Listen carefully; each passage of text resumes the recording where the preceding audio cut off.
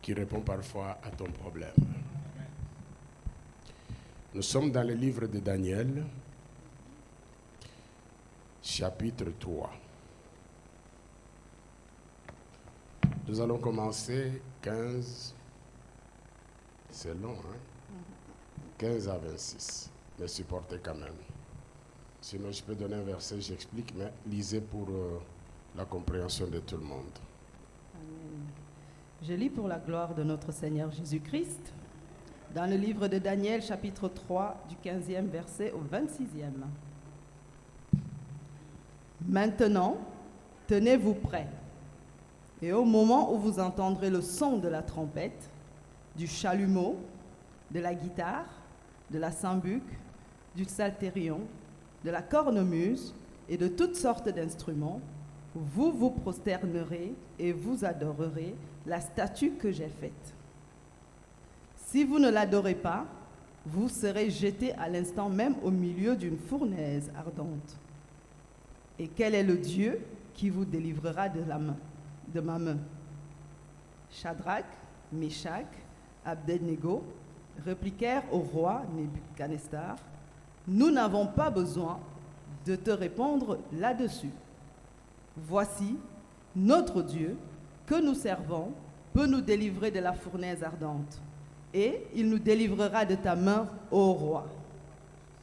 Sinon, sache, ô roi, que nous ne servirons pas tes dieux, et que nous n'adorerons pas la statue d'or que tu as élevée. Sur quoi Nebuchadnezzar fut rempli de fureur, et il changea de visage en tournant ses regards contre Shadrach, Meshach et Abednego. Il reprit la parole et ordonna de chauffer la fournaise 7 fois plus qu'il ne convenait de la chauffer. Puis il commanda à quelques-uns des plus vigoureux soldats de son armée de lier Shadrach, Meshach et Abednego et de les jeter dans la fournaise ardente.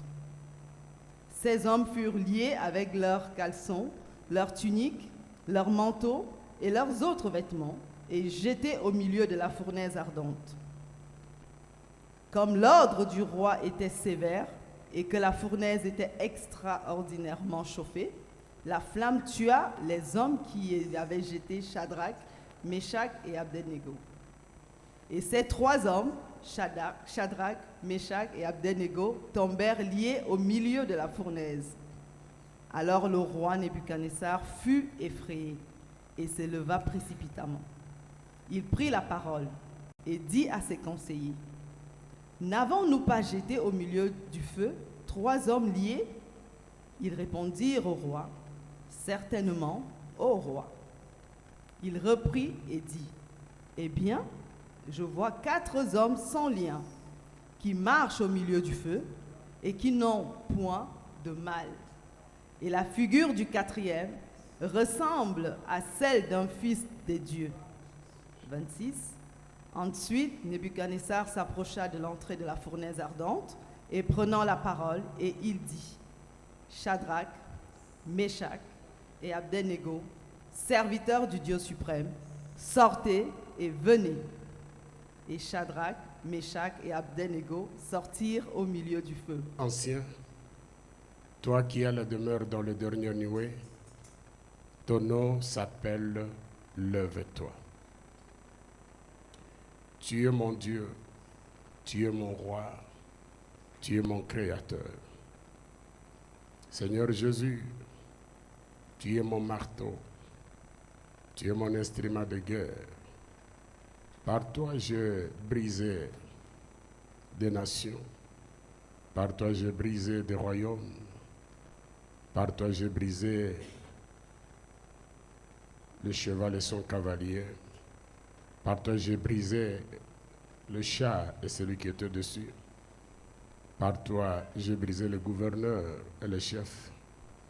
Par toi, j'ai brisé le vaudou. Par toi, j'ai brisé la sorcellerie. Par toi, j'ai brisé tous les ennemis de ton évangile. Par toi, j'ai brisé la puissance maléfique. Tu m'as dit dans ta parole: qui es-tu, cette grande montagne? Devant Joseph Tchitcha, devant l'église Miel, tu seras aplani. Car ce n'est ni par la force, ni par la puissance, mais par ton esprit. Glorifie-toi ce matin, mon Dieu.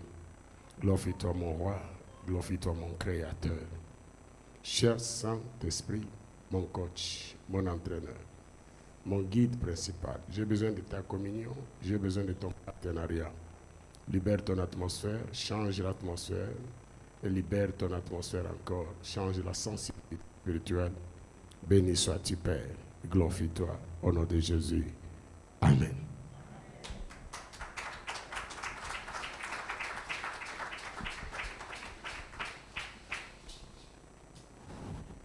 Amen, non? Est-ce qu'on peut dire Amen? Un Amen de joie encore. Alors, ce matin, comme je vous ai dit, j'ai fait ce que le Seigneur veut ce matin, parler de lui. Je laisse mon message et je donne son message. Amen. Que son nom soit honoré, élevé. Il y a quelqu'un qui a besoin de les connaître peut-être mieux que cela. Alors nous venons de faire la lecture de la parole de Dieu. J'intitule mon message ce matin la quatrième personne. Dis à ton voisin la quatrième personne. Dis-le encore bien, la quatrième personne. Dis-le que c'est il s'agit de la quatrième personne. Est-ce que tu peux le dire avec onction? Est-ce que tu peux le dire en regardant quelqu'un dans les yeux? Est-ce que tu peux le dire en secouant quelqu'un? Mais est-ce que tu peux le dire plus fort maintenant? Est-ce que tu peux lever encore ta voix et le dire bien? Au nom de qui? On acclame le Seigneur. Merci, papa. Merci, mon Dieu. Amen. Amen. Amen. Amen. Notre thème, c'est la quatrième personne. L'histoire est bien connue de tout le monde. Vous les connaissez. Nous connaissons l'histoire de Meshach, Shadrach, Abednego. Ces trois jeunes hommes formidables, extraordinaires. Meshach, Shadrach, Abednego, les véritables enfants de Dieu, des Juifs, des Hébreux, transportés, déportés plutôt, amenés à Babylone. Et à Babylone, il y avait une loi que le roi Nabuchodonosor, il avait érigée par son orgueil démesuré une grande statue. Cette statue qui devrait être adorée par toutes personnes vivant à Babylone. C'est l'idolâtrie, si vous voulez bien. Cet homme a remplacé le véritable Dieu par la statue ou le statut ou la statue. La statue qu'il avait érigée très grand, que tout le monde pouvait adorer. C'est l'idolâtrie. Alors, lorsque ces trois jeunes hommes ont été amenés à Babylone, le roi a décrété la loi que tout le monde devrait se prosterner et adorer qui? La statue. Vous savez, quand on est dans le monde de la dictature, on vous impose des choses parce que celui qui est là avec sa dictature et son orgueil démesuré, c'est un homme qui n'avait pas pitié. Si vous refusez de faire sa volonté, il est prêt à te tuer. Il n'y avait pas de démocratie là-bas. Il y avait que la dictature qui pesait. Alors la Bible dit, ces trois jeunes hommes, Shadrach, Abednego et qui? Meshach, ils ont refusé d'obtempérer de faire ce que le roi avait demandé. L'information fut amenée chez le roi pour dire qu'il y a de têtus, il y a des gens qui refusent à obtempérer, à obéir à ta loi et à se prosterner devant les statues que tu as érigées.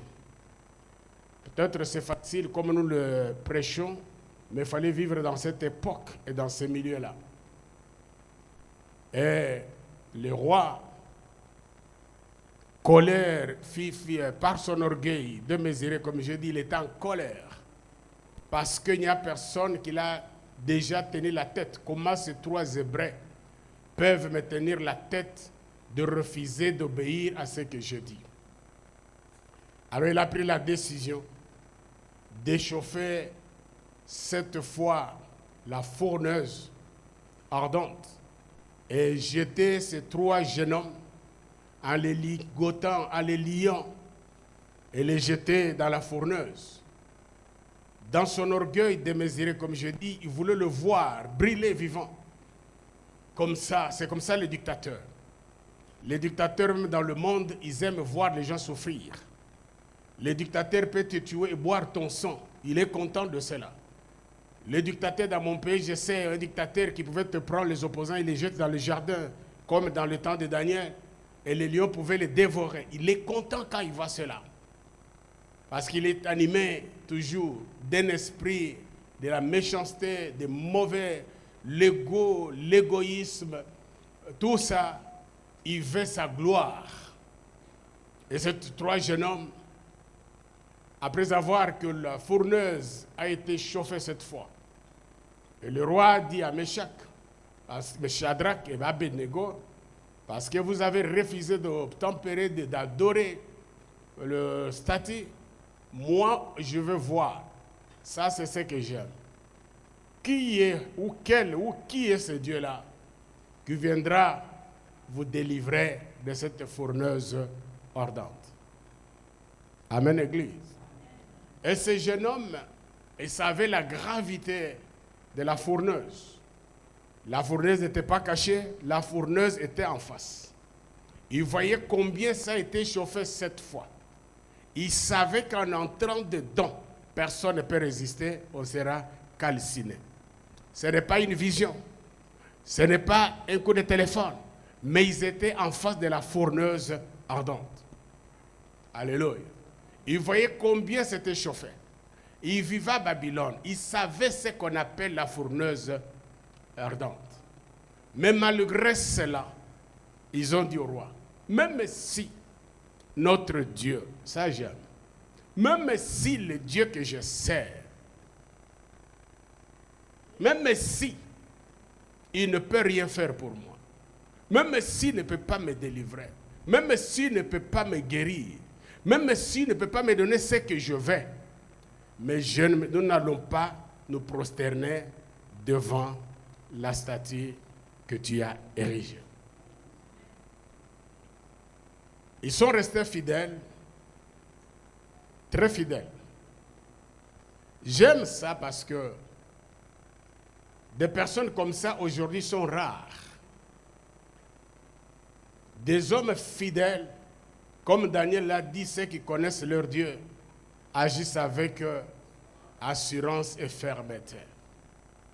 Sont rares aujourd'hui parce qu'il s'agit seulement d'un petit problème, d'un petit découragement, d'une petite situation de maladie, d'une petite situation, des choses qui ne marchent pas.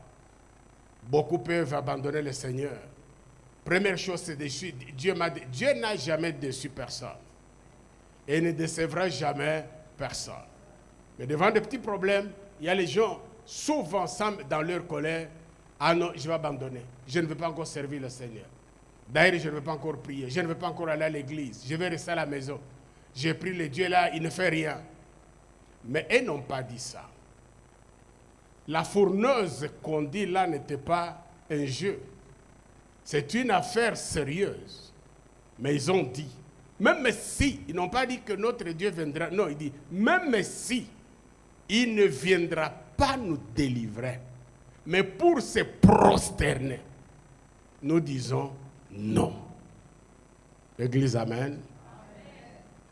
Et on les jeta dans la fourneuse.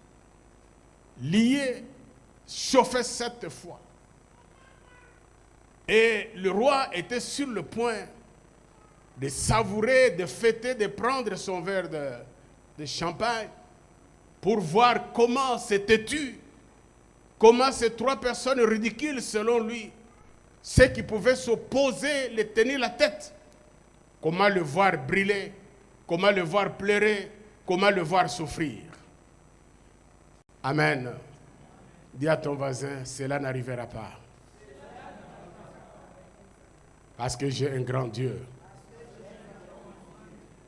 Alors, pendant qu'on les a jetés, la Bible nous dit, même les gens qui les ont jetés, le flamme de feu, parce que c'était chauffant cette fois, ont consumé ce qu'ils ont jeté. Je ne vais pas donner de révélation, mais je vais rester seulement comme Dieu parlait de Jésus. Amen. Si le flamme pouvait consumer ce qu'ils les ont jetés, c'est comme dire retour à quoi? À l'expéditeur. Lève ta main droite. Dis que tous les flèches enflammées envoyées contre moi, ça doit retourner contre mes ennemis. Au nom de Jésus, la mort qu'ils ont préparée va retourner contre eux-mêmes. Les échecs qu'ils ont préparés vont retourner contre eux-mêmes. Au nom de Jésus, les maladies qu'ils ont programmées vont retourner contre eux-mêmes. Au nom de Jésus. Asseyez-vous. Et la Bible dit, première chose que cet homme voit, il voit que ces gens qui ont jeté les 3 sont morts. Il y a déjà une perte dans son camp. Alléluia. Tu peux dire que la perte soit dans le camp de mes ennemis. Et non dans mon camp. Au nom de Jésus. Et il observe que les 3, ils ne sont pas brûlés. Il attendait qu'ils brûlent. Alléluia. Le roi attendait qu'ils brûlent, comme ça il va prendre son verre de champagne. Malheureusement, il ne brûle pas. Et une autre surprise vient apparaître dans la fourneuse. Une surprise. Dis à ton voisin, une surprise. Inattendue. Alléluia. Le roi est en colère, étonné, perturbé, désorienté, déboussolé parce qu'il ne comprenait rien. Il vient de connaître une perte. Maintenant, lui attendait la souffrance de Meshach, Shadrach et Abednego. Une surprise. Une 4e personne s'ajoute dans la fourneuse. Le roi dit, mais qu'est-ce qui m'arrive? Et il s'élève. Il était dans la confusion, dans l'étonnement. Il ne comprenait rien. Et puis pose la question à tous ses conseillers autres. N'est-ce pas que nous avons jeté 3 personnes? Tous ont dit, mais oui. Mais il ne dit pas que nous voyons. Il dit, moi, je vois. Je pense que les conseillers, ils n'ont pas vu. La seule personne qui a vu, c'est le roi. Amen. Tes ennemis peuvent voir des choses, même toi-même, que tu ne vois pas. N'est-ce pas qu'ils étaient 3? Mais je vois une 4e. Je crois que le conseiller dit, le roi est en train de délirer ou déprimer. Mais ils sont 3, d'ailleurs ils ne brillent même pas. Et puis lui nous dit encore qu'il y a une 4e. Selon les conseillers, alors le roi, ça commence. confusion, dépression, désorientation, délire, comme vous dites. Mais comme c'est un roi, on ne peut pas le bousculer, tout le monde garde sa distance. On dit, il va se calmer. Mais le roi ne se calme pas. Et puis, il donne des explications.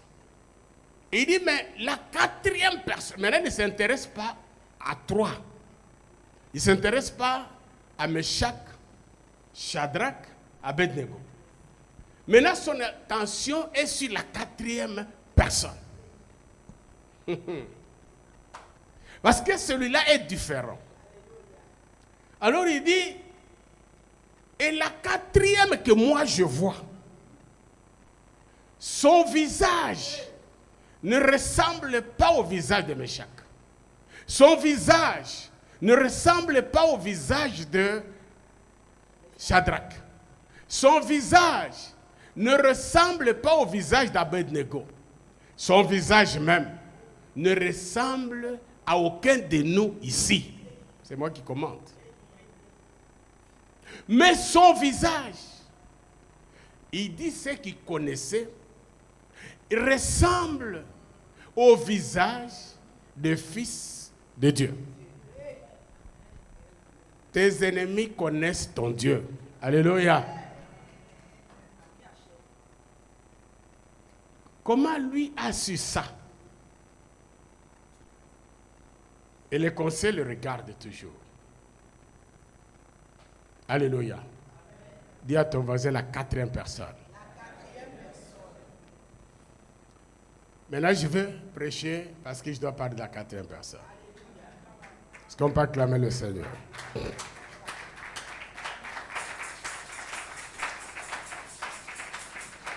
Nous avons l'histoire ici qui est passée. Mais cette histoire est pour nous aujourd'hui. Le roi Nabuchodonosor et Babylone, c'est l'image du monde où il n'y a pas Dieu. On a remplacé le vrai Dieu par le faux Dieu. Nabuchodonosor est l'image de Satan. Et Babylone, c'est le monde. Amen. Meshach, Shadrach, Abednego représentent toi et moi qui sommes des chrétiens aujourd'hui qui ont accepté Jésus comme Seigneur et Sauveur personnel. La fourneuse ardente, c'est tout ce qui est comme souffrance que le diable nous a toujours imposé.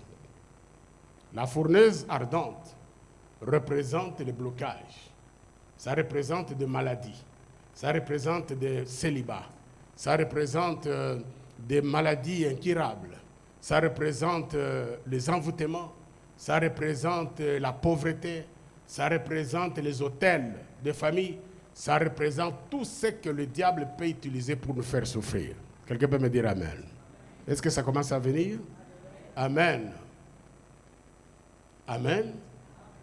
Alors l'histoire se fait que la quatrième personne s'est ajoutée, c'est la personne de notre Seigneur Jésus-Christ.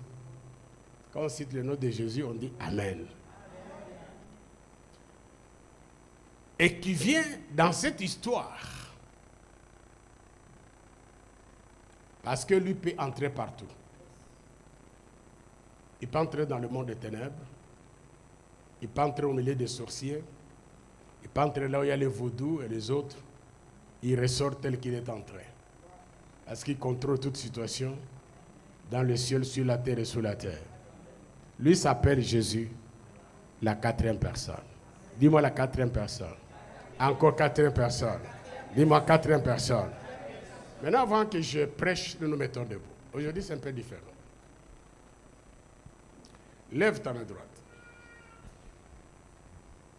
Est-ce que tu peux te lever, s'il te plaît? Aide-moi à lever ta main droite. Tu vas dire, Seigneur Jésus, je lève mes yeux ce matin Avant d'écouter la révélation de ton message, je regarde la croix, l'œuvre salvatrice que tu as accomplie. Je vois ta souffrance. Je vois ton amour. Tu as laissé le ciel. Tu es descendu sur la terre pour que je sois sauvé. Tu as accepté une mort humiliante, réservée aux malfaiteurs. Toi, le Fils de Dieu, dis-le fort. Tu as laissé le trône. Tu as accepté une mort humiliante. Tu as été frappé, flagellé, insulté. On a craché sur toi. Tout ça à cause de moi. Tu as pris mes péchés. Tu as pris ma place. Seigneur, tu m'as libéré. Et tu es mort. Tu es ressuscité le troisième jour. C'est pourquoi moi je suis en vie. Je suis justifié. Je suis sauvé à cause de ta mort et de ta résurrection. Ce matin, je veux te voir différemment. Pas comme à la manière de moi-même, à la manière de toi-même. Je lève encore les yeux. Je vois l'œuvre salvatrice. Et je comprends aujourd'hui cette souffrance que tu as endurée. Depuis longtemps, je ne comprenais pas. Mais je comprends aujourd'hui. Merci Jésus. Au nom de Jésus. Amen.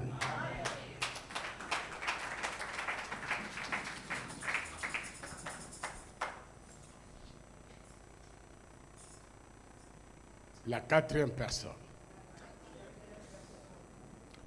Et nous avons dit, le roi, c'est l'image de Satan.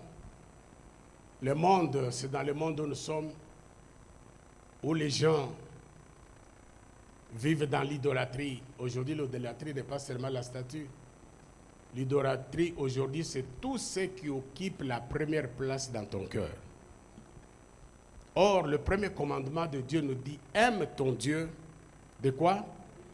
De tout ton cœur, toute ton âme, et quoi? La première place dans ton cœur doit être la place de Jésus-Christ. Tu ne peux pas aimer autre chose plus que Jésus. Tu ne peux pas aimer ton travail plus que Jésus. Tu ne peux pas aimer l'argent plus que Jésus. Tu ne peux pas t'aimer même toi-même plus que Jésus. Tu ne peux pas aimer ta femme plus que Jésus. Tu ne peux pas aimer tes enfants plus que Jésus. Tu ne peux pas aimer ton mari plus que Jésus. Ça, il y a quelques années, quand je dis ça à une femme qui dit, mais comment? Comment il ne peut pas m'aimer plus que Jésus? Tu veux nous séparer, moi et mon mari? Quand on n'a pas l'Esprit de Dieu, on comprend les choses à la manière charnelle. Tu lis la Bible qui te dit, aime ton Dieu de tout ton cœur. Donc, ça veut dire que la première place, c'est la place de Jésus dans ton cœur. Amen. Lorsque autre chose prend la première place dans ton cœur, c'est l'idolâtrie d'aujourd'hui. Peut-être c'est l'argent. On n'a pas dit que tu ne dois pas avoir de l'argent. Tu dois avoir de l'argent. Tu dois travailler parce que Dieu veut que nous soyons riches. Des riches qu'il était sans appauvrir pour nous rendre riches. Même nos richesses, même si Dieu me rend riche, mais la richesse ne peut pas prendre la place de Dieu. Amen. Dieu doit prendre la première place dans mon cœur. Alléluia. Alors, la Bible dit, ces trois Hébreux, comme je dis, représentent les chrétiens, toi et moi que nous sommes. Et le roi, c'est l'image de Satan, des sorciers, tout ce qui nous impose, qui veut notre souffrance. Nous vivons ces choses du jour au jour. La fourneuse était physique. Le roi était physique. Meshach, Shadrach était physique. Mais aujourd'hui, le roi n'est pas physique. Parce que Satan, vous ne le voyez pas. il existe. Alléluia. La Bible et l'apôtre Paul dit, si nous marchons dans la chair, nous ne combattons pas selon la chair. Car les armes avec lesquelles nous combattons ne sont pas charnelles, mais sont puissantes par la vertu de Dieu pour renverser les forteresses. Nous renversons les raisonnements et toute hauteur qui s'élève contre la connaissance de Dieu, et nous punissons leur obéissance lorsque leur désobéissance sera parfaite. Et le même apôtre Paul dit, revêtez-vous de toutes les armes de Dieu afin de pouvoir tenir ferme aux rises du diable. Car nous n'avons pas lutté contre le sang et la chair. Le combat aujourd'hui n'est pas physique, mais il est spirituel. Mais nous sommes physiques. Alléluia. Le diable nous impose beaucoup de choses, des souffrances, des maladies, parce que nous avons refusé de lui adorer. Nous avons refusé d'adorer ces dieux. Nous avons refusé la sorcellerie, parce que nous avons refusé le vaudou, l'occultisme et le fétiche, comme les autres le font. Alors le diable n'est pas content. Dans vos familles, lorsque vous sortez des familles de chefs coutumiers, où il y a beaucoup qui sont dans l'occultisme, magie, que tu donnes ta vie au Seigneur, c'est le problème, les combats qui commencent. Alléluia. Tu as beaucoup de combats. Tu te dis, mais pourquoi j'ai tous ces combats? C'est parce que tu as refusé leurs hôtels de famille. Tu as refusé à faire comme eux. Dans ta famille, ils pratiquent la sorcellerie, ils pratiquent la magie, ils pratiquent tout ce qu'ils vont. Mais toi, tu as décidé de ne pas suivre ces choses, d'accepter Jésus dans ta vie comme Seigneur et Sauveur. C'est là où les combats commencent. Lorsque tu as beaucoup de combats intenses, ne pleure pas, rendez grâce à Dieu. Ton combat, là, grand combat, c'est par rapport à la grande sorcellerie qui est dans ta famille, qui voulait t'imposer leur loi. Mais tu les as défiés comme Meshach, Shadrach et Abednego. Leur colère fait que ils peuvent te faire échouer dans ton mariage. Ils peuvent créer des problèmes dans ton mariage. Ils peuvent créer des problèmes dans ta santé. Ils peuvent créer des problèmes dans tes finances. Tout ça pour que tu te décourages et tu retournes vers eux. Mais Meshach, Shadrach et Abednego ont dit, même la fourneuse, nous allons l'affronter. Dis à quelqu'un, je vais affronter la fourneuse. C'est pourquoi tu es chrétien, frère. Chrétien ressemble à Jésus. Chrétien est à Jésus. C'est pourquoi tu dois affronter tout obstacle et toute difficulté. Dieu n'a pas besoin de gens qui pleurnichent. Parce qu'il y a une situation grave, maladie grave, parce qu'il y a cette situation, tu commences à parler comme un païen. Dieu n'a pas besoin de tes larmes. Il a besoin de Meshach, il a besoin de Shadrach, il a besoin d'Abednego qui peuvent tenir tête au roi, dire, même si notre Dieu ne peut pas, mais nous n'allons pas céder. Tu peux penser que tu souffres trop, mais tu ne sais pas ce que Dieu te réserve. Dieu est en train de t'observer. Combien de temps tu as tenu la tête à toute la sorcellerie, les hôtels de ta femme. Tu as refusé de faire comme eux. Il faut souffrir tes enfants. Des maladies dans la maison. Des problèmes par ici, par là. Frère, Meshach, Abednego et qui ne sont pas morts dans la fournaise. Dis que je ne mourrai pas dans la fournaise. Ils ne sont pas morts. Alléluia. Alors, le monde des ténèbres, je crois au Bénin. Je ne sais pas si j'ai déjà donné ce témoignage. Il y avait une famille musulmane. Famille musulmane, c'est comme ça se dit. Alors, un jour, une de leurs filles a rencontré Jésus.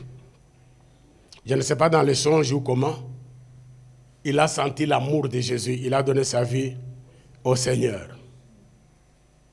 Alors, il le faisait en cachette, il allait prier en cachette. Finalement, il dit non, je ne peux pas cacher ma foi. Parce qu'aujourd'hui même, il y a les gens qui cachent leur foi. Tu ne peux pas cacher ta foi. Partout, tu as dit aux gens que je suis chrétien. Tu n'as pas besoin de cacher. Pourquoi tu caches? Alors, Il voulait maintenant vivre sa foi publiquement. Et puis sa famille a appris. Lorsque la famille a appris sur la chose, ils ont fait une grande réunion de la famille. Ils ont décidé d'aller voir la fille. On a fait venir la fille. On lui a dit, tu sais, on est né, comment ils appellent? Musulman. On va mourir musulman. La fille dit oui. Moi aussi, j'étais né musulman. J'avais dit, je vais mourir, mais une personne m'a rencontré. Il m'a dit non. Si tu meurs, tu ne seras pas sauvé. Il faut que tu m'acceptes moi comme Seigneur et Sauveur. Et cet homme m'a troublé. Et j'ai accepté cet homme. Cet homme s'appelle Jésus de Nazareth. La famille était en colère, comme le roi Nabuchodonosor était en colère. Ils ont décidé de faire quelque chose vraiment d'inacceptable. Quand les démons, quand les sorciers de ta famille, tu leur tiens la tête, ils ont une colère par leur orgueil de mesure, ils ont une colère extraordinaire. Ta vie n'a rien à voir avec eux. D'ailleurs, ils préfèrent que tu meurs. Alors, toute la famille s'est réunie. On a mené un fusil, c'est ça? Poum, poum, poum, c'est quoi? C'est un fusil. Et puis, ils ont amené une bouteille du poison. J'ai peut-être déjà donné, mais je vais le répéter. Ils ont mis les dés sur la table. Ils ont dit à la fille, aujourd'hui, tu dois choisir. Ou tu restes musulmane, ou tu deviens chrétien. Mais si tu décides de rester chrétienne, nous ne va pas te laisser vivre. Tu vas choisir ta mort entre ces deux. Ou le pam-pam-pam, fusil, ou c'est le poison. Tu bois, et puis tu meurs, on finit avec toi. Et leur poison était bien préparé de manière que si le prenait 2 heures, 3 heures, l'histoire était finie. Une grande réunion, toute la famille, oncle, tante, tantine, tous ils étaient là. Réunion des familles. Surtout nos réunions des familles. Ce n'est pas mal, mais réunion des familles, c'est là où il y a tout. Alors, la fille a regardé l'amour. Je crois qu'elle a regardé la croix de Jésus. Elle a vu comment Jésus était mort à la croix. Comment il a souffert. Comment on l'a poignardé. Comment on a craché sur lui. Comment on l'a insulté. On l'a dit, tu es Dieu, sauve-toi. Qu'est-ce qu'on n'a pas dit? Humilié. La fille a vu. Et la fille a regardé. Il s'est souvenu de la parole de Dieu qui dit, voici les miracles qui accompagneront tous ceux qui auront cru. En mon nom, ils chasseront les démons. Ils imposeront les mains aux malades seront guéris. Ils saisiront le serpent. S'ils boivent quelques breuvages mortels, cela ne leur fera rien. Est-ce que tu peux me dire amen? Amen. Est-ce que tu es connecté avec moi? J'ouvre une parenthèse ici, avant de continuer. Dans ces versets, on ne t'a pas dit d'aller toi-même chercher du poison. Il dit, je vais vous montrer que si je bois du poison, je ne vais pas mourir. Si tu bois, tu vas mourir. Je crois dans mon livre que j'ai écrit, 4e livre, je crois sur les 12 hôtels bâtis contre toi. Il y a un exemple que je donne. Il y a, je crois au Nigeria, il y a un pasteur. Selon lui, il était inspiré par l'histoire de Daniel dans la fosse au lion. Il a réuni tous ses fidèles. Il a dit, je vais vous faire voir aujourd'hui que je vais faire ce que Daniel avait fait. Descendons. Ce sont des gens derrière. Notre pasteur, alléluia. Ils ont chanté, alléluia. Ils allaient chanter. Le pasteur était devant. Arrivé là où il y avait fosse au lion ou je ne sais pas, jardin ou comment. Daniel, l'homme de Dieu, il était jeté dans la fourne, dans au lion. Le lion ne l'a pas mangé. Jésus-Christ est le même, hier, aujourd'hui, éternellement. Aujourd'hui, je vais entrer et je vais ressortir comme Daniel était sorti. Comme ça, vous saurez que je suis un oint de Dieu.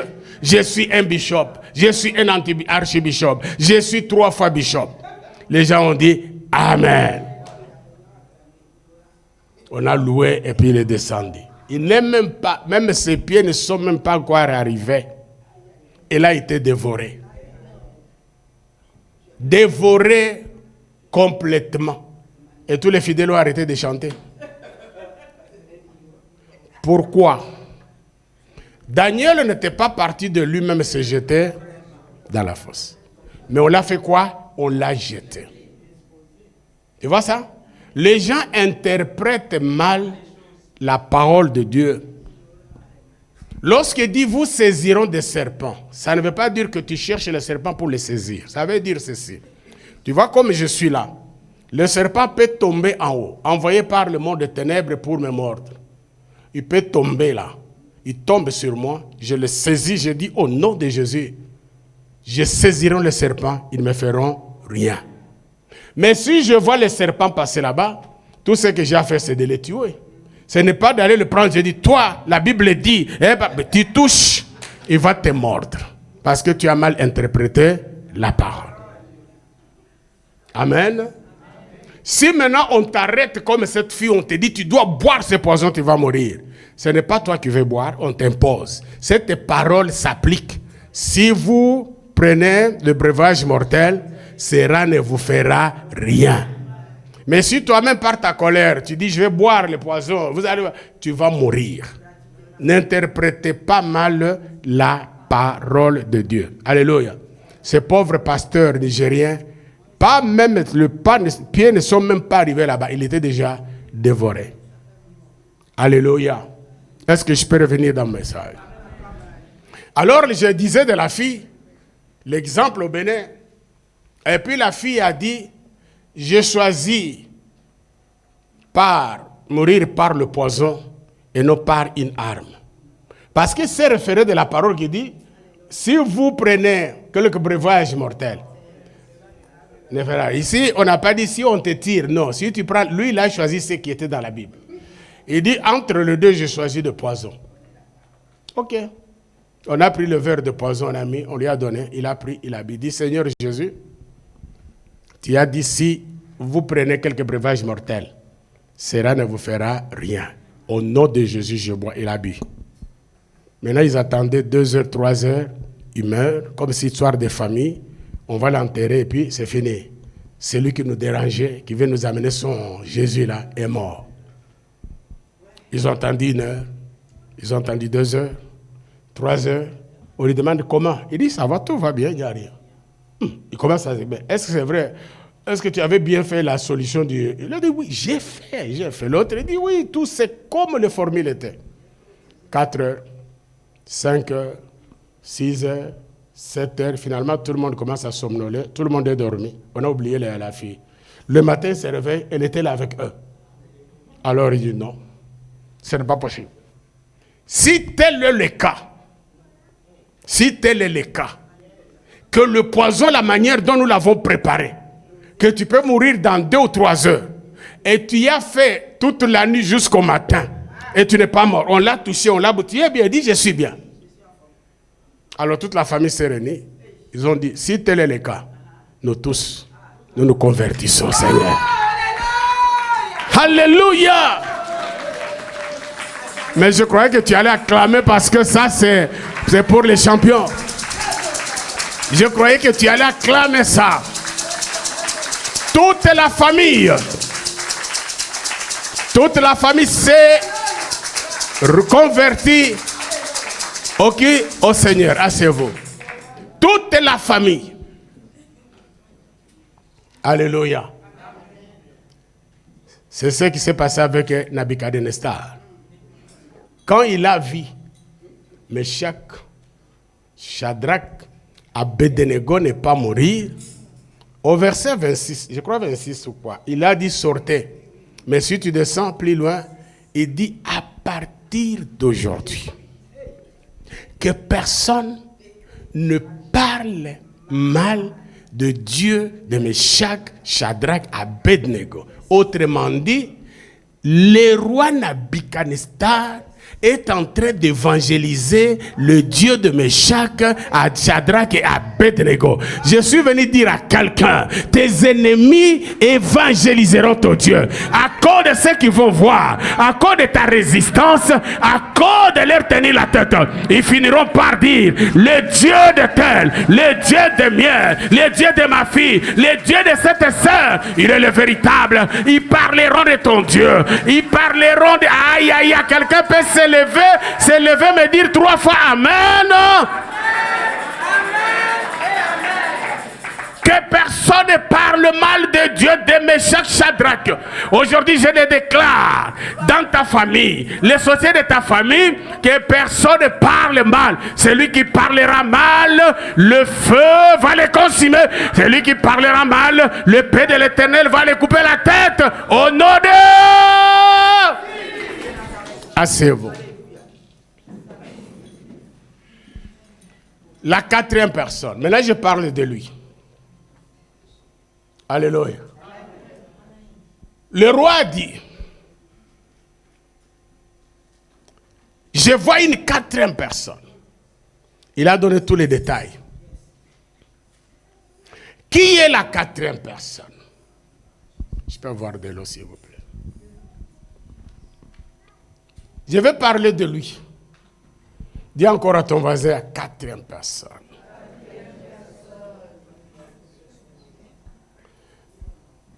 La 4e personne.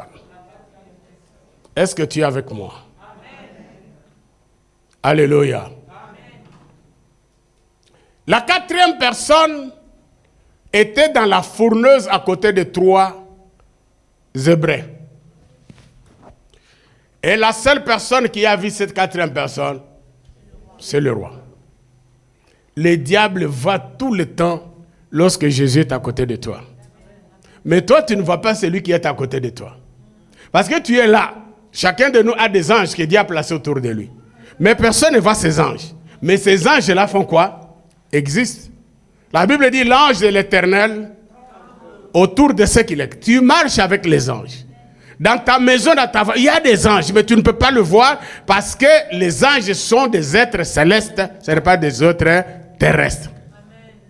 Ils n'ont pas les corps ici. À moins que Dieu fasse te faire grâce, Dieu peut faire entrer un ange dans une personne humaine, il te parle, mais c'est l'ange qui parle dans la bouche de quelqu'un. Mais les anges autour de nous, nous ne les voyons pas, mais ils existent. Et je ne sais même pas, la Bible n'a pas donné les détails, je ne peux pas entrer là-dedans. Je ne sais pas si Meshach, je vais voir ça après. Je ne sais pas si Meshach, Shadrach, Abednego, je ne sais pas s'ils avaient vu la 4e personne. Est-ce que vous comprenez ça? Je pense qu'ils n'ont pas vu la 4e personne. La seule personne qui a vu la 4e personne, c'est le roi. Alléluia. Amen. La seule personne qui a vu la 4e personne, c'est le roi. Meshach, Shadrach étaient dans la fourneuse. Ce qui leur intéressait, c'était la souffrance de la fourneuse. Mais ils n'ont pas compris comment ils ont tenu, que le feu ne l'ont pas brûlé. Mais la 4e personne, je suis convaincu qu'ils ne l'ont pas vu. Il n'y a que le roi. Qu'est-ce que je veux dire par là? De la même manière que tu ne vois pas les anges qui sont à côté de toi. Mais les sorciers, ils voient. De la même manière que quand Jésus descend pour te protéger, tu ne le vois pas. Mais tu peux voir que j'ai failli faire un accident. Mais je me suis en sorti. Parce qu'il a fait un travail. Il est le secours qui ne manque pas dans la détresse. Pendant que toi tu dors, tous les sorciers de ta famille se sont ligués, ils viennent, ils sont à la porte de ta porte. Et lui vient, il ferme la porte. Mais toi tu ne le vois pas. Peut-être s'il veut te faire que tu le vois dans la vision et pas dans le physique. Alléluia. La quatrième personne. Église, amen. Ça dit tel que tu es là, tu marches avec Jésus à côté de toi. Tu marches avec Jésus dans ta voiture. Tu marches, tu es au travail, il est avec toi. Mais tu ne peux pas le voir. D'ailleurs, si tu le vois, tu ne vas pas travailler. Tu vas commencer à dire, ah, Jésus, tu vas commencer à demander tout comme on aime demander en désordre. C'est pourquoi on ne peut pas le voir, mais il fait son travail. Il te surveille, il te protège. Il marche avec toi. Alors la quatrième personne qui était dans la fourneuse, cette quatrième personne s'appelle Jésus de Nazareth. Dis-moi Jésus de Nazareth. Cette quatrième personne s'appelle Jésus. Et lorsque le roi, il dit à Meshach, Shadrach de sortir, il n'a pas dit à la quatrième personne de sortir. Il a dit, Meshach, Shadrach, Abednego, sortez de la fourneuse. Il n'a pas dit quatrième personne, sortez. Parce qu'il ne pouvait pas le contrôler. Il ne pouvait pas lui donner les ordres. Il ne pouvait rien faire. Les autres disent que c'est un être mystérieux. Ça, c'est pour les gens du monde. Mais nous savons que Jésus-Christ de Nazareth. Il a fait sortir ce qu'il avait fait entrer. Mais il ne pouvait pas faire sortir celui qui est venu de lui-même. Est-ce que je me fais comprendre? C'est que le monde des ténèbres, quand ils verront la gloire de Dieu sur toi, ils vont retirer tout ce qu'ils ont déposé sur toi. Ils vont retirer leur maladie.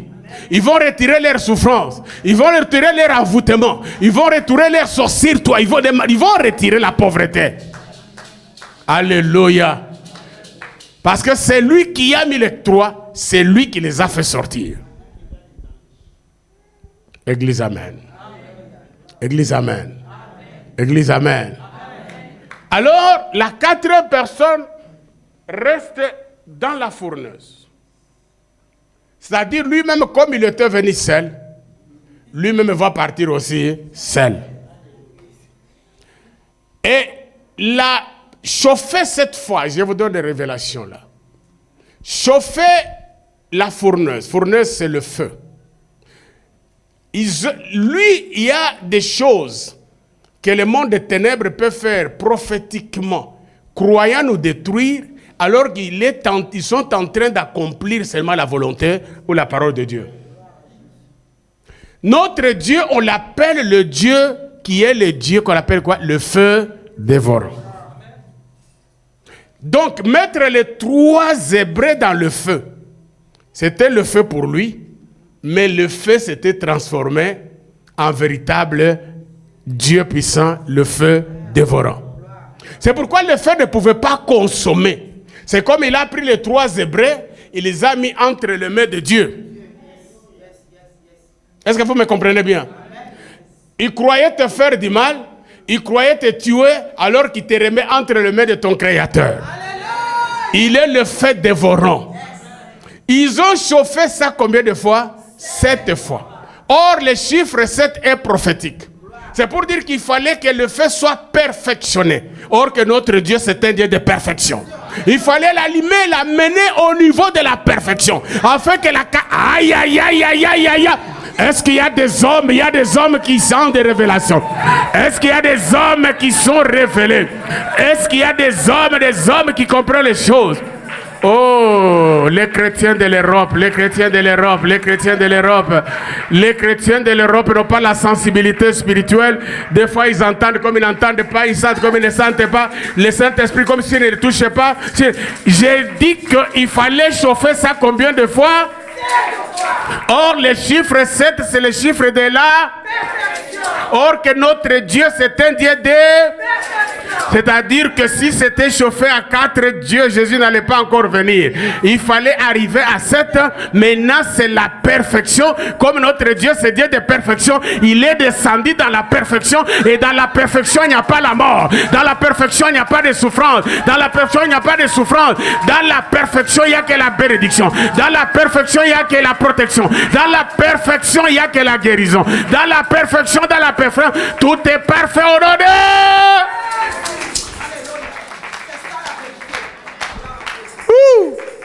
Ah, c'est beau. Vous savez, il y a certaines choses que nos ennemis font, pensent nous détruire, alors qu'ils sont en train de nous bénir. Quand nous avons fait le 5 derniers dimanches, je crois avec la prière d'Abraham et consorts, quelqu'un m'avait posé la question, mais papa, moi, Dieu ne m'a pas encore posé la question. Non, non. Tu sais, ce n'est pas que Dieu forcément va te poser la question, mais Dieu va seulement, parce qu'il connaît ce que tu veux.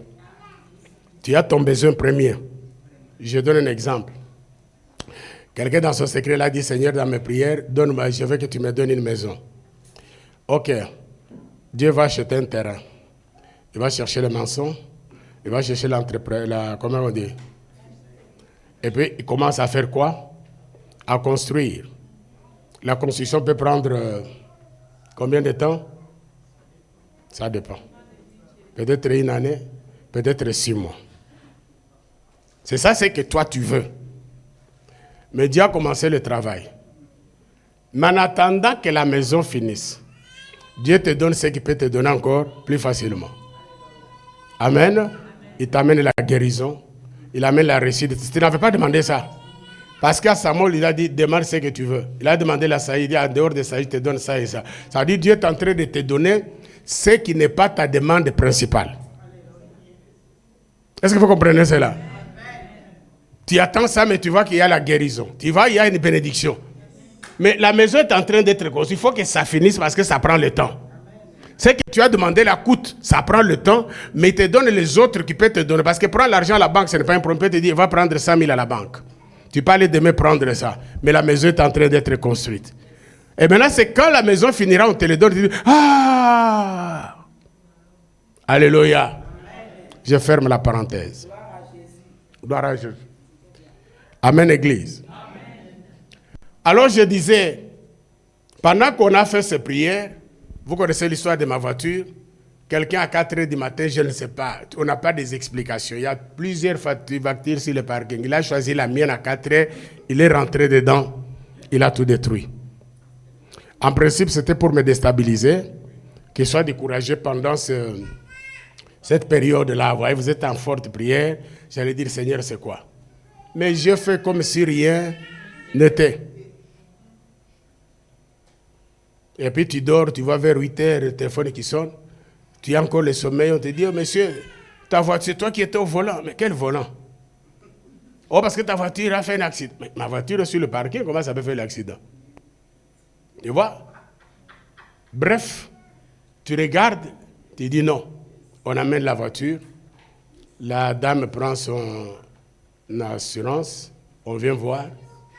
Au lieu de réparer, ils ont dit non, on va te payer une autre voiture. Ah. Au lieu de réparer, on dit on t'achète une autre. Il est celui qui change la malédiction en le malheur en bonheur, la mort en vie. Moi, il dit quoi? Papa, il me propose, je le propose. On commence à discuter. On te donne, moi je donne, mais te donne. Ouais. On conclut le marché. On te verse l'argent, dans 3 jours, on m'a dit verser l'argent. On me verse l'argent. On va te prendre ta voiture. On m'a dit, non, je récupère ma voiture. Et puis je regarde, je demande au garagiste, il dit, si tu me donnes 3 000, je repars tout. Elle dit, ah bon? Alors ce qu'on me donne, c'est beaucoup. Donc si je donne 3, tu repars, je resterai avec 1. Je ne vais pas vous dire le montant parce que vous allez me demander. Elle est dehors. elle roule, elle marche, elle est en vie. Mais l'argent, l'argent.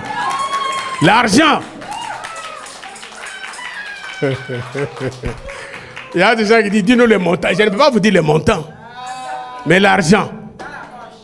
C'est-à-dire que le diable croyait me détruire. Mais au travers de cela, Dieu me bénit. Ma voiture est en vie. L'argent est en train, sans même aller le chercher. Ce n'est pas la prière d'Abraham, ça.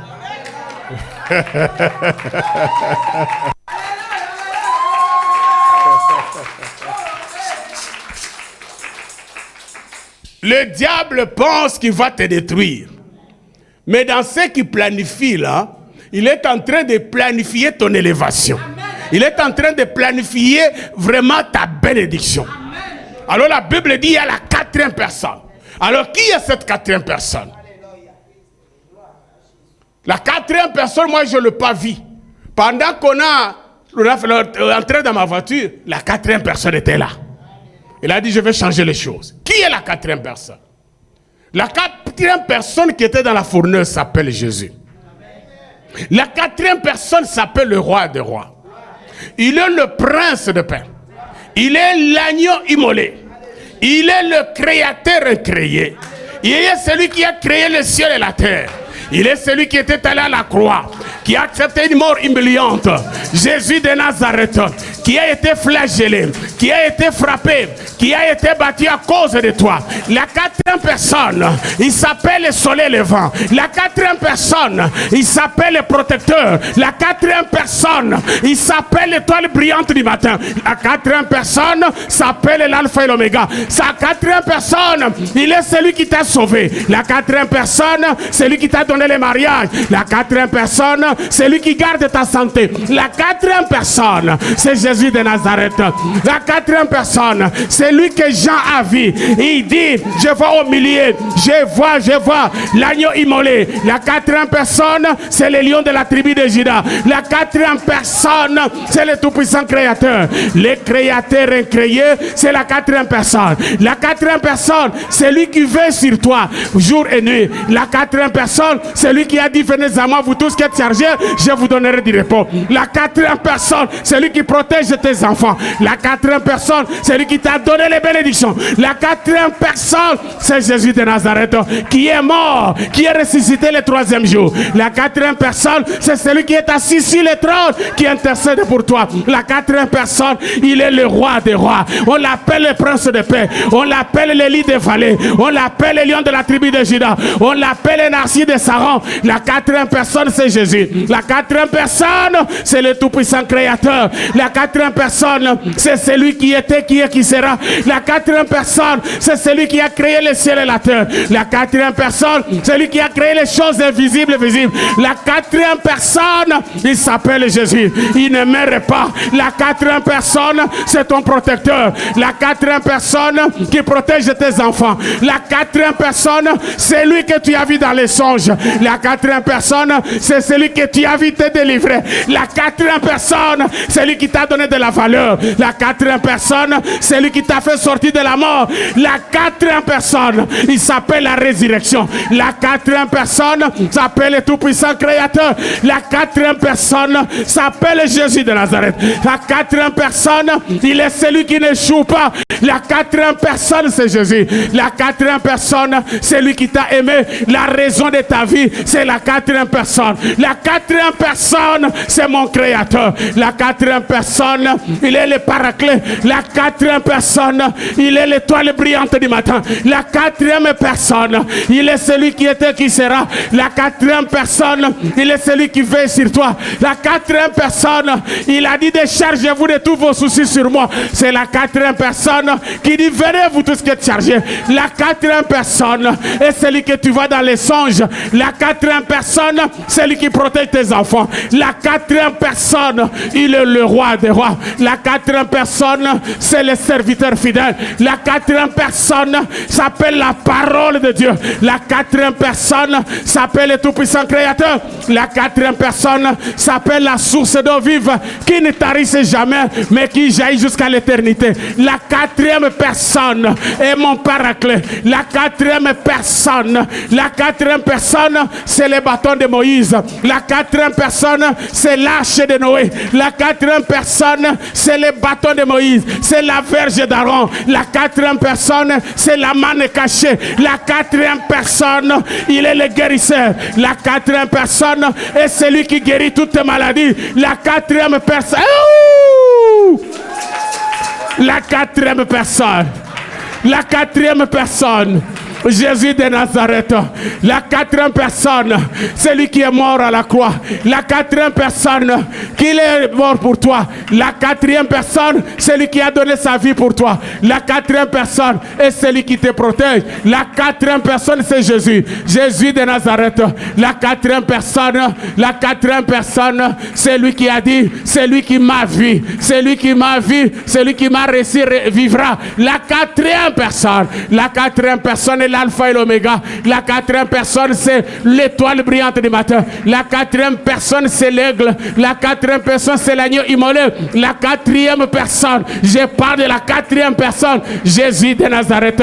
Jésus qui t'a aimé, il t'a tiré de la boue, il t'a cherché, il t'a donné de la valeur. C'est lui qui te lave avec son sang. C'est la quatrième personne. La quatrième personne, c'est celui qui est assis sur le trône. La quatrième personne, c'est celui qui va revenir pour chercher son église. La quatrième personne, j'ai dit bien la quatrième personne, pendant que tu es là, il est en train de faire un travail. La quatrième personne, c'est lui qui t'a délivré de la sorcellerie de ta famille. La quatrième personne, c'est Jésus.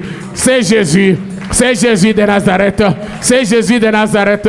C'est la parole de Dieu. C'est la parole de Dieu. La quatrième personne.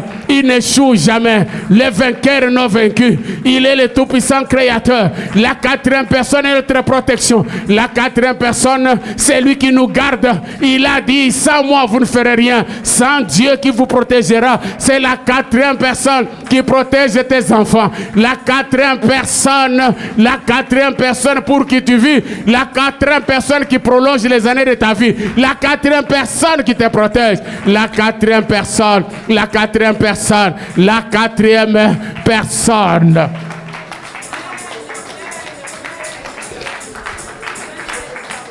Voilà l'homme. Et voici l'homme. Cet homme-là, c'est la quatrième personne qui était dans la fourneuse. Aujourd'hui, la fourneuse, c'est toutes les souffrances de ta vie. Mais la quatrième personne est là. Tu n'es pas seul. La quatrième personne est là. Dans ta maison, la quatrième personne est là. Dans ta chambre, la quatrième personne est là. Il est là pour toi. Alléluia. La quatrième personne, c'est Jésus. Jésus de Nazareth. Est-ce qu'on peut acclamer pour la quatrième personne? Le roi des rois. Le Seigneur des seigneurs, l'alpha et l'oméga, le ressuscité du troisième jour. C'est celui-là, quatrième personne. La quatrième personne, le ressuscité du troisième jour. La quatrième personne. La quatrième personne. Est-ce que tu peux acclamer pour cette quatrième personne?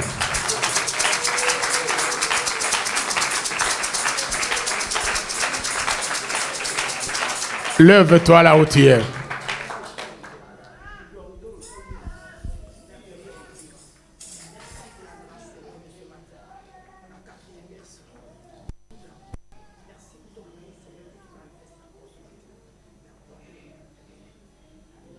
Il était dans la fournaise, la quatrième personne. Même Meshach, Shadrach, Abednego ne l'ont pas vu. Il est avec toi, à côté de toi. Il est avec tes enfants. Mais tu ne le vois pas. Mais il est là. La quatrième personne. La quatrième personne. Le prince de paix. Tout ce que tu as traversé. Tu as traversé des événements très difficiles, humainement parlant. Mais tu as donné la paix. Parce que c'est la quatrième personne. le monde des ténèbres avait décidé ta mort. Mais la quatrième personne, la puissance de la résurrection.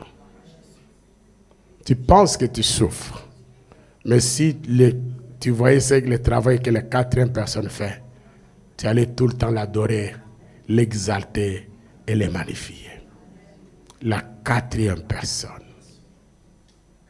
La quatrième personne. Combien de fois il t'a épargné?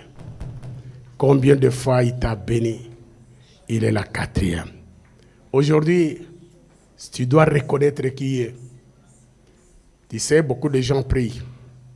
Ils sont focalisés sur leur prière, mais pas sur Jésus. Beaucoup sont focalisés sur leur prière. J'ai fait 7 jours, j'ai fait 10 jours, j'ai prié beaucoup, mais ne sont pas concentrés sur la quatrième personne.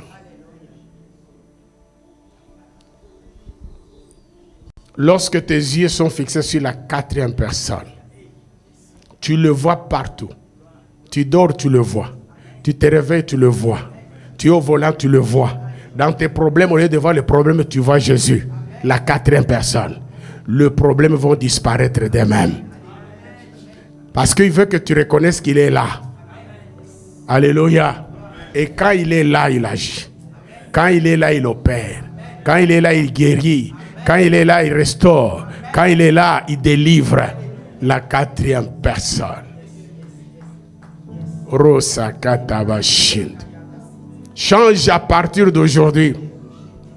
Tu es trop focalisé sur, peut-être sur des choses qu'on te dit. Ce n'est pas mal.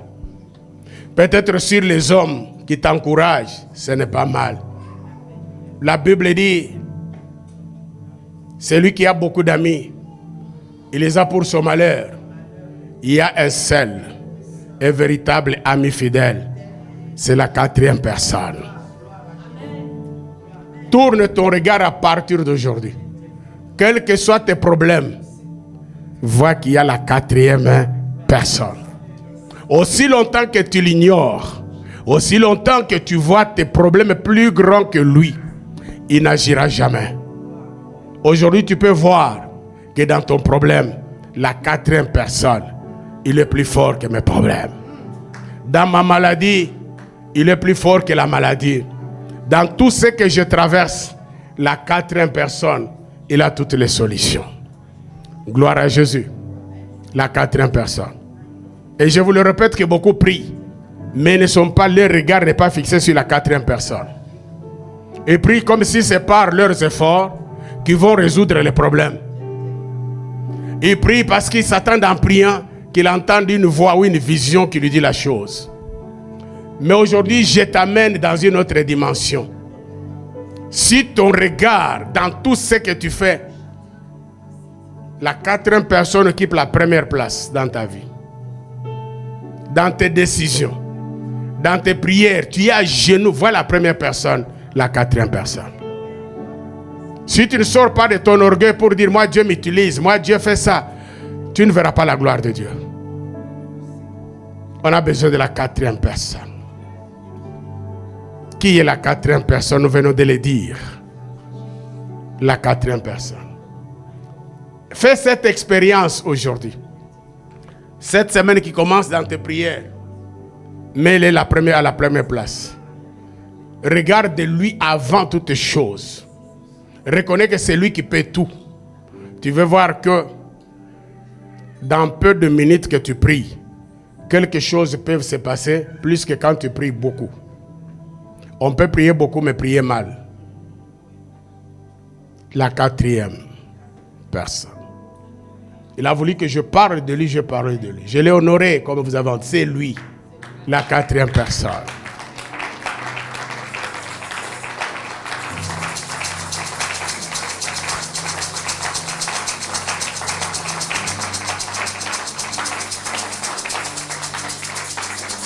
Super.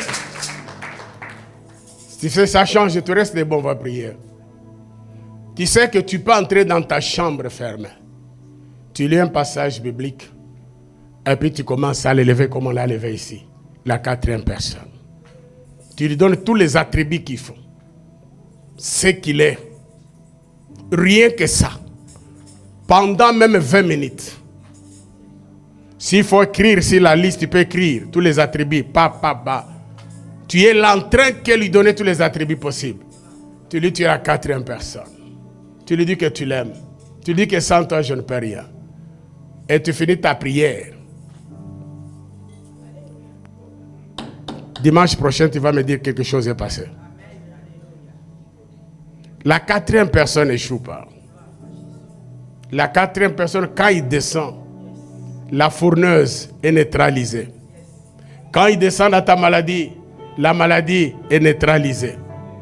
Quand il descend dans tes combats, la sorcellerie est neutralisée. Quand il descend dans tes problèmes et souffrances, ta souffrance se change en bénédiction. La 4e personne. Nous sommes plus focalisés sur nous et sur ce que nous voulons que les gens nous disent. Même quand nous allons sur Internet aujourd'hui, il y a tout ce qui se passe. Mais tu peux rentrer en toi-même. Tu n'as pas affaire aux hommes. Je dis, Dieu maintenant face à face avec la 4e personne. Je ne refuse pas tout ce qu'on te dira. C'est bien. Il y a des personnes qui ont reçu des grandes prophéties. Qu'on a dit ici beaucoup de choses. Mais ça fait beaucoup des années que ces choses ne s'accomplissent pas. Parce que les gens n'ont pas compris qu'après recevoir ce message, je dois tourner mon regard vers la 4e personne.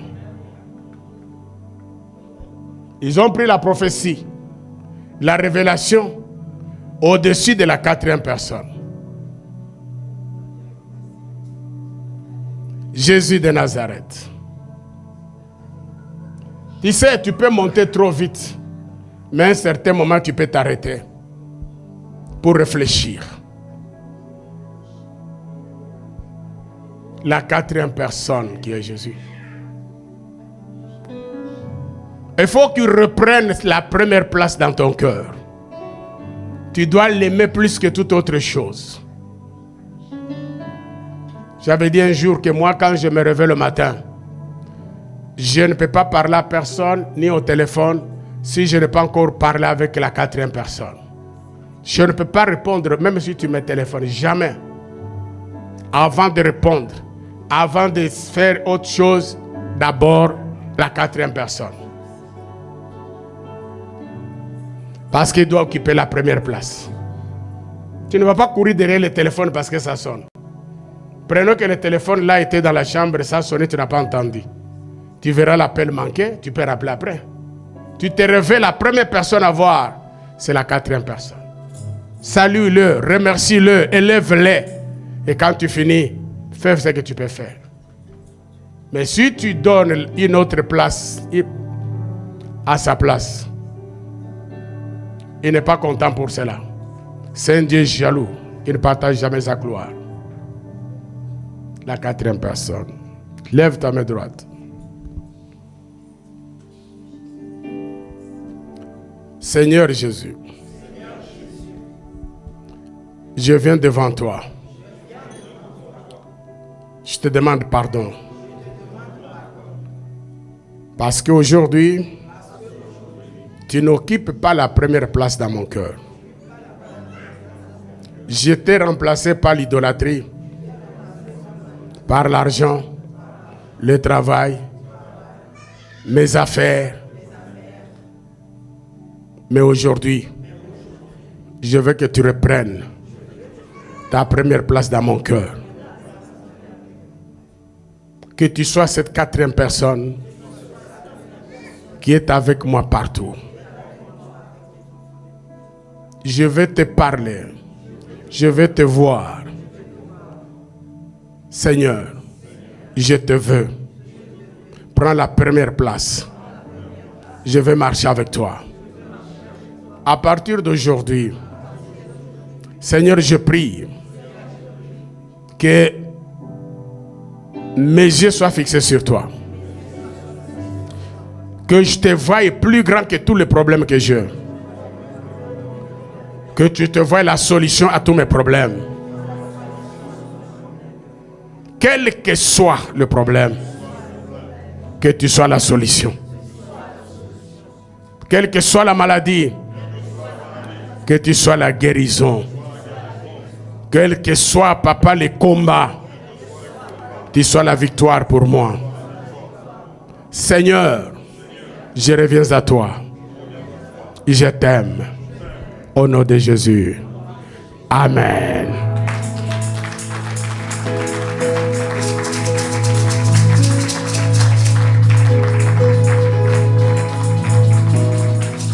Veuillez vous asseoir.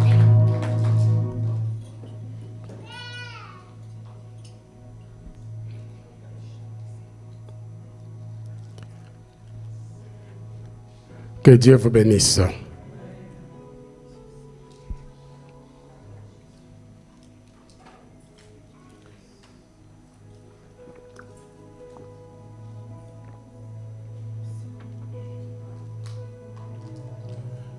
Je veux que tu inclines ta tête. C'est un dimanche extraordinaire. Tu as 3 minutes. Incline ta tête, ferme les yeux. Tu as 3 minutes. Lève tes yeux vers la croix de Jésus. Je veux que cette image reste dans ta tête pendant au moins 3 minutes. Si tu as quelque chose à lui dire, tu lui dis, mais pendant 3 minutes, que l'image de Jésus soit dans ton esprit.